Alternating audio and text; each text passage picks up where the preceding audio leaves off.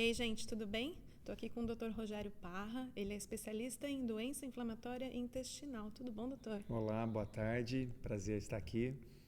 Doutor, a gente está aqui em Orlando para entender um pouco mais sobre as doenças inflamatórias intestinais. Primeiro, explica para quem está assistindo a gente, né? O que é uma doença inflamatória intestinal? Exato. Hoje a gente tem duas principais doenças inflamatórias intestinais, a retocolite ulcerativa e a doença de Crohn. Essas duas doenças, elas acometem o intestino e fazem com que a pessoa, por exemplo, tenha diarreia, cólicas na barriga, que é a dor na barriga, possam desenvolver anemia e algumas complicações. Então é fundamental que essas pessoas tenham ideia, principalmente dos sintomas iniciais, para poderem procurar os seus médicos. Tá, mas todo mundo que tiver esse sintoma tem que procurar o médico para saber o que é, assim? Então, normalmente... Ou tem que ter por um tempo, mais frequência? Isso. Normalmente essas doenças são crônicas. Então, os sintomas, quando aparecem por alguns dias, normalmente são causados por infecções. Então, a gente normalmente vai num médico, consulta, avalia e trata uma infecção, por exemplo. Aquele sintoma que persiste. Então, imagina aquela pessoa que vai no pronto-socorro por várias semanas com cólica na barriga, principalmente no lado direito, ou então que vai no pronto-socorro com uma diarreia, com catarro e um pouco de sangue. Essa pessoa, ela precisa ser investigada porque esse é um sinal de alarme. Às vezes, a pessoa também tem um emagrecimento, ou é uma criança que não se desenvolve por completo, é uma criança, aquela criança que o pessoal fala que é mirradinho, mais baixinho, até sofre bullying por causa disso. Então, a gente tem que investigar. Ou a pessoa aparece com uma feridinha lá no ânus, e lembrar que ferida no ânus, ninguém vai ficar falando para o outro, eu estou com uma feridinha no ânus. Existe uma vergonha, um pudor da pessoa. E a ferida no ânus, numa pessoa que tem essa diarreia e cólica na barriga, é um sinal de que possa ser doença de Crohn. Então, a pessoa precisa realmente falar para o seu médico, não ter essa vergonha, procurar ajuda, um cirurgião, um proctologista, para poder realmente falar, olha, eu estou com diarreia, estou com dor abdominal, estou com uma feridinha no meu ânus ou uma ferida na boca. Isso pode ser um sinal de doença inflamatória intestinal. E tem uma idade que é mais frequente? Pessoas mais velhas, pessoas mais novas, ou pega todo mundo? Na verdade, as doenças podem comprometer qualquer pessoa, mas mais frequentemente são os adultos, jovens e crianças, principalmente a partir dos 15 anos, com um pico de incidência até no máximo os 40. Então, dos 15 aos 40 é quando tem a maior frequência dessa doença. Entretanto, a gente tem pessoas abaixo dos 15 anos com problema e pessoas acima dos 60 anos com problema. Então, pode comprometer qualquer uma dessas pessoas, mas mais frequentemente dos 15 aos 40 anos de idade. Tá. E qual que é a diferença entre a retocolite ulcerativa e a doença de Crohn?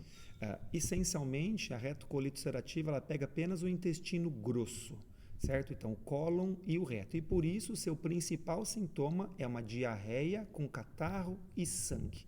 Esse é o principal sintoma, associado muitas vezes à cólica na barriga e uma vontade muito frequente de evacuar.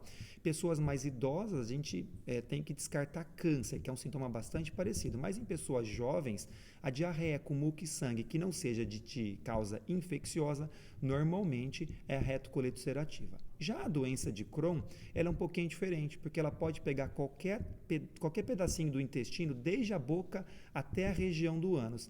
Mais frequentemente numa região conhecida como ilho terminal. O que é isso? É o finalzinho do intestino fino, quando ele está ali perto do apêndice, perto do intestino grosso.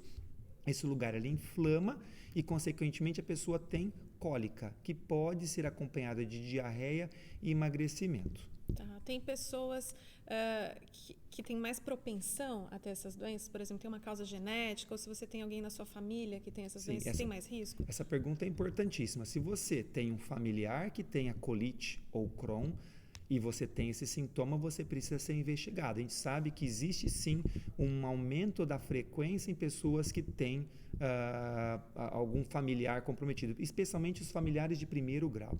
Isso é importante ser frisado. Mas não existe especificamente uma causa. A gente acredita que a pessoa tem uma predisposição genética, pode estar relacionada à família, como você mesma disse, mas isso relacionado ao meio ambiente quando a pessoa está associado aos alimentos, ao cigarro e tudo mais, isso gera uma resposta do próprio organismo contra o próprio organismo que gera a inflamação no intestino, que são as feridas, as úlceras e os sangramentos. São doenças, então, autoimunes? Exatamente, é isso aí. Então, essa forma, como eu disse, é uma forma de doença autoimune. Então, as doenças autoimunes, que tem outras, tem psoríase, que são as lesões de pele, tem as doenças que são os reumatismos, o que o pessoal fala, que é a artrite reumatoide, espondilite anquilosante, são todas doenças autoimunes e dentre elas a doença de Crohn e a retocolite ulcerativa. Tá, e qual que é o tratamento para essas doenças? Tem tratamento? Primeiro, tem cura? Cura a gente não tem, mas a gente tem um controle. Acho que o principal de tudo é fazer o diagnóstico precoce. Por isso que se você tiver sintomas persistentes, procure um especialista para ver se você tem a doença. Acho que isso é fundamental. E aí, qual que é o tipo de exame que a pessoa tem que fazer, doutor? Então, normalmente, além do exame clínico, a pessoa pode fazer alguns exames de sangue ou de fezes, e especialmente a colonoscopia. A colonoscopia é um exame endoscópico do intestino no qual você vê a mucosa. Mas vale lembrar, até 15% dos pacientes que têm doença de Crohn, a colonoscopia vai ser normal, porque a doença é lá no intestino fino. E aí a gente tem que fazer algum exame de imagem, como uma tomografia, uma ressonância ou uma endoscopia alta para poder diagnosticar. E daí o tratamento a gente precisa pegar no começo. Usar drogas que muitas vezes cicatrizam a mucosa do intestino e muitas vezes disponíveis no SUS no Brasil. Tá, e aí o tratamento é para sempre, assim, é uma doença crônica. Não é que você trata e depois para. Com raras exceções, o tratamento é feito para o resto da vida.